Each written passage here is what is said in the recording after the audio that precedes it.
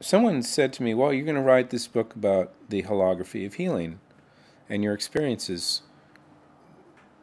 Did you ever have any experience with holography before this? And I thought about it, and I said, oh my God, I totally forgot.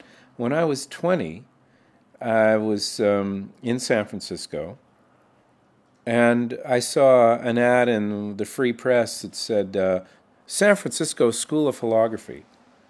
And I was fascinated by hologram because a hologram was done on photographic plates then. But I saw a picture of one, and you could actually look around the image. It was a three-dimensional photograph. And I wanted to make one. I wanted to do art with it. I took my little objects down, stuffed my pockets full of toys and little ducks and things that I'd make surrealistic scenarios from. And I went down, and there was a bunch of hippie physicists down in a warehouse in the south of Market. And they proceeded to give us theory courses on holography and photon physics.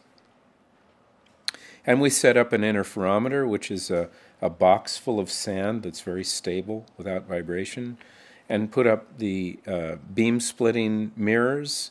And it had a ruby laser, and ran the laser through the beam splitter and developed the reference beam and the object beam and set up our little toys and whatever we wanted to take a photograph of, or hologram of, and made our holograms. And I made probably 6 or 7 different kinds, including the kind you see on your credit card, which is a reflex hologram.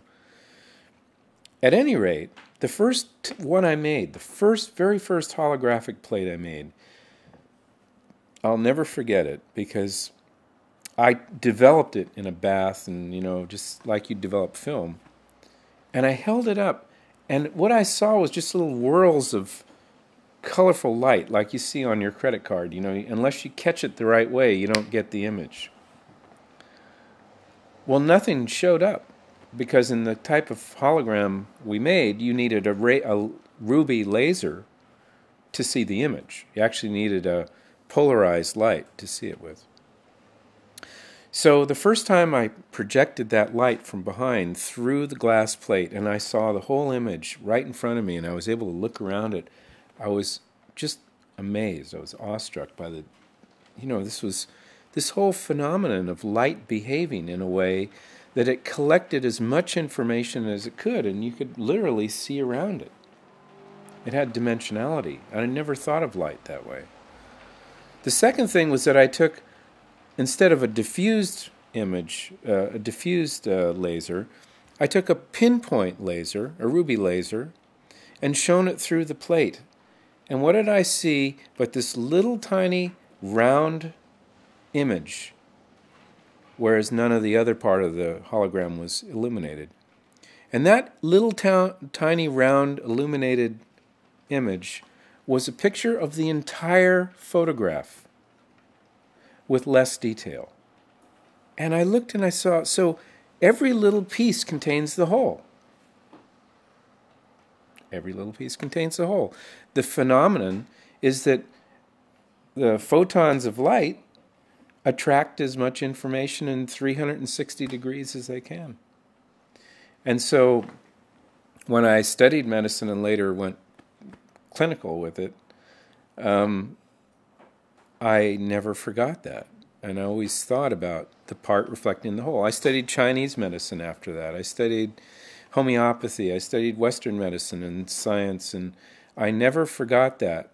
Even though I forgot about it here, I always was cognizant of it. And so because of that, I realized that the information coming from the human body has many levels of reality. And also the healing aspect of the body. People have said to me, will I ever get better? And my usual response is, well, you don't have any choice. Your body's made that way. It's a self-healing organism. Many times we have to get physical impediments out of the way of the healing process, or mental impediments, and clear the aisles for the healing process to occur within. But there's no doubt that the healing process will progress to some level or not. So I, you know, the healing aspect of the body is a holographic phenomenon. It occurs at the deep cellular level and then eventually manifests at the visible macroscopic level. The cut that heals silently and is gone after a week. Sometimes the wounds stay and the scars stay. And a lot of the healing process and a lot of the aiding of the healing process for practitioners has to do with removing some of the physical impediments, some of the energetic blockages, some of the other phenomenon. And sometimes there's no choice but to do surgery and put together a joint that's broken or smashed. And there's that whole realm of the physical aspect of the body and medicine that's undeniably important. But 90% of medicine is not that. 90% of medicine lies within the realm of reading the road signs and watching out for the dangerous curves. And so viewing the symptoms as a hologram of the body and viewing the healing process as a hologram allows us to see ourselves in a different light, literally. Very good. And that's the holography of healing. Well, you're a natural, aren't you? So, Dan, I think I've asked you. Shall we film it, well? Yeah, absolutely. Yeah. Yeah, that...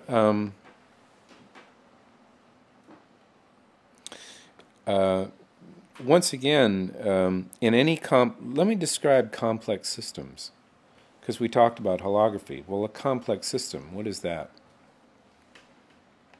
Well, for years, modern 20th century physics and mathematics, especially physics, got closer and closer to what they thought of as the essence of life, the atom, the subatomic particles. And yet, the more we know about all those things, the more fuzzy it is. Then you get into quantum mechanics and quantum physics and this possibility and that, and there's random number generators in a way. And the interesting thing also is that when you take a look at the structure of an atom, what would you know about a photograph of a family holding hands on the beach? How could you describe that complex reality based upon the information you knew, everything you know about physics? It was unpredictable.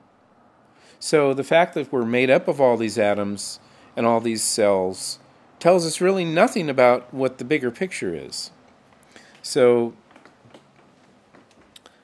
the bigger picture can be reflected holographically. In fact, we look at the universe and we see ourselves, and Oriental philosophy is based on that interconnectedness of things. And most native cultures and traditional cultures have that interconnectedness.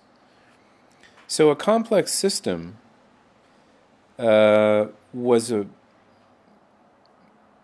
complexity theory grew out of an appreciation of what true chaos was, and there's a certain understandable organization to chaos.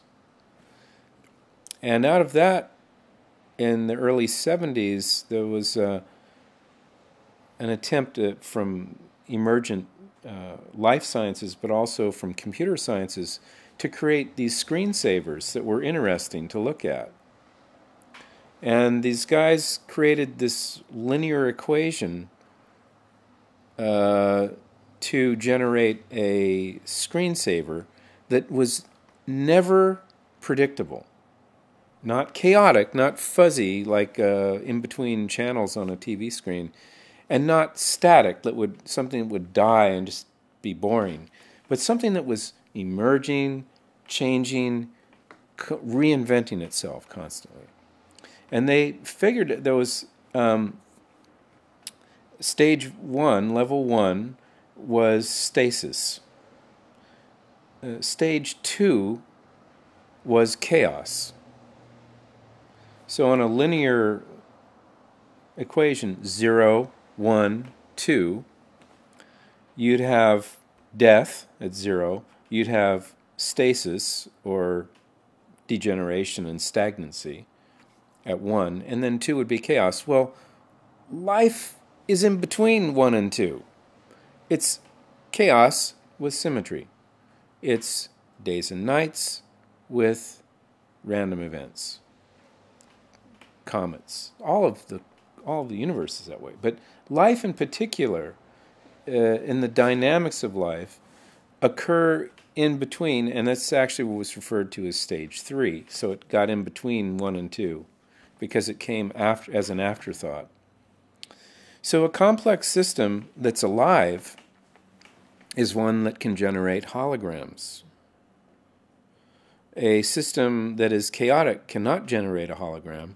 A system that's static cannot generate a hologram, because a hologram needs a dynamic of vitality and of complexity, a reference beam and an object beam. So, looking at the body as a complex system, looking at the blood as a complex system, hasn't